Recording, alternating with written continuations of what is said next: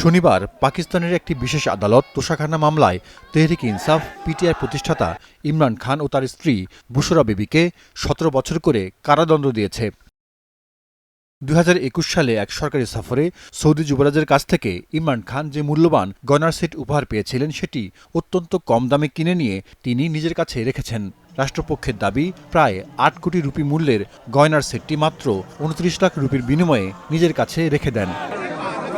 রাওয়ালপিন্ডির আদিয়ালা জেলে স্থাপন করা বিশেষ আদালত এই রায় দেয়। আদিয়ালা জেলেই বন্দী আছেন ইমরান খান। রায়ে ইমরান ও তার স্ত্রীকে ১,৬৪,০০,০০০ রুপি জরিমানা করা হয়েছে। রায়ে আদালত বলছে, ইমরান খানের বার্ধক্য ও বুশরা বিবি নারী হবার কারণে আদালত তুলনামূলকভাবে কম শাস্তি দিয়েছে।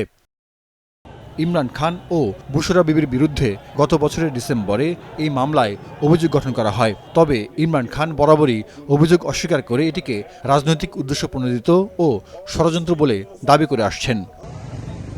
রায়ের প্রতিক্রিয়ায় তথ্যমন্ত্রী আতাউল্লাহ তারার বলেন, অন্য মামলায় ইমরান খানের সাজা চলমান, সেটি শেষ হলে এই নতুন রায়ের সাজা কার্যকর হবে। রাষ্ট্রীয় উপহার তোষাখানায় জমা দেয়া বাধ্যতামূলক ছিল, কিন্তু ইমরান খান ও তার স্ত্রী সেই উপহার কম দামে মূল্যায়ন করে প্রতারণা করেছেন।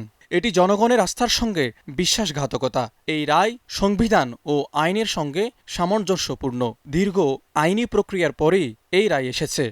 ২০২৩ সালের আগস্ট থেকে ইমরান খান কারাবন্দী। ১৯০ মিলিয়ন পাউন্ডের দুর্নীতির মামলায় তিনি ১৪ বছরের সাজা ভোগ করছেন। একই মামলায় তার স্ত্রী বুশরা বিবি ৭ বছরের কারাদণ্ড ভোগ করছেন। এছাড়া ২৩ সালের একটি বিক্ষোভকে কেন্দ্র করে সন্ত্রাসবিরোধী আইনও মামলার মুখোমুখি ইমরান। এই রায়ে নিন্দা জানিয়েছে ইমরান খানের দল পিটিআই। ইমরানের পরিবারকে জেলের ভেতরে ঢুকতে দেয়া হয়নি, যেখানে একটি ক্যাঙ্গারু কোর্ট তোষাখানা মামলার রায় ঘোষণা করেছে। বন্ধ দরজার ভেতরে জেল ট্রায়াল কোনোভাবেই স্বাধীন বা ন্যায্য নয়। এটি আসলে একটি সামরিক আদালত। এই রায়ের সমালোচনা করেছেন ইমরান খানের বোন আলিমা খানও। রাতেও আমার মনে হয়েছে কুয়াশার সুযোগ নিয়ে দ্রুত রায় ঘোষণা করতে চেয়েছে। যারা এসব মামলার পেছনে আছেন তারা বুদ্ধিমান মানুষ নন। ১০ বছর সাজা দেন বা ১৪ বছর, এতে কি আসে যায়? আগেই তো ১৪ বছর দিয়েছেন। জনগণেরও ধৈর্য ফুরিয়ে এসেছে। প্রতি ৬ মাসে একটি করে নতুন সিদ্ধান্তের পরিকল্পনা হচ্ছে। পাকিস্তানের জনগণ এটা আর হতে দেবে না। সম্প্রতি কারাগারে ইমরান খানের বেঁচে থাকা নিয়ে সংশয় প্রকাশ করে আন্দোলনের ডাক দেয় তার প্রতিষ্ঠিত দল পিটিআই। পরে পরিবারের সদস্যদের রাওয়ালপিন্ডির আদিয়ালা কারাগারে ইমরান খানের সাথে সাক্ষাতের অনুমতি দেওয়া হয়। Zahidur Rahman, star news.